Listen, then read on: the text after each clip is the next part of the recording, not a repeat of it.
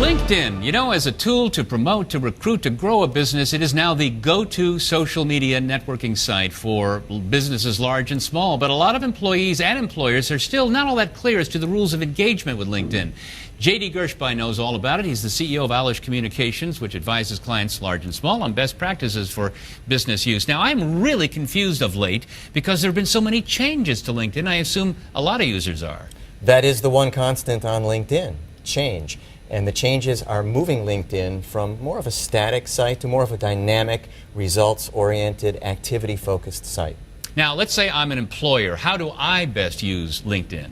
Well, if you're an employer, you're into finding and retaining key people. So you're out there mining the talent field. And sadly, there are so many people who need employment, who need jobs. They're on LinkedIn, and they are marketing themselves on the site. Yeah, because job seeking, that was the original plan for LinkedIn, wasn't it? And it seems to be going back to those roots now, Bill, because you have more job seekers being creative in their job search. They're networking their way to opportunities. Am I wrong? But it seems like LinkedIn is looking more and more these days like Facebook.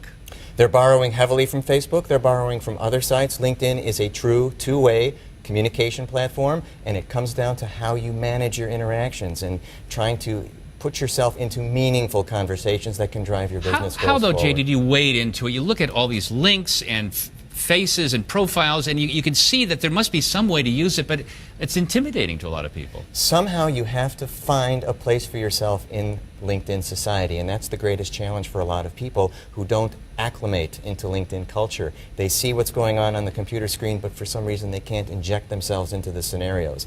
Achieving on LinkedIn does require some intuition, some insight, and the ability to drive conversations forward. And a little experimentation, too. Most Let me ask you about the unsolicited connections that keep coming forth of late. Who are all these people that want to become friends of mine? Your guess is as good as mine, because I'm not immune to that as well, and I see more and more people finding me through some way. Perhaps connections in common, perhaps on the people that I might know feature. I'm getting invitations that don't speak to why a connection is valuable. It's a default standardized invitation, not personalized. How can that possibly drive a relationship? Best advice might be don't accept those invitations. Case-by-case basis. All right, J.D. Gershbein from Alish Communications, thanks so much. My pleasure.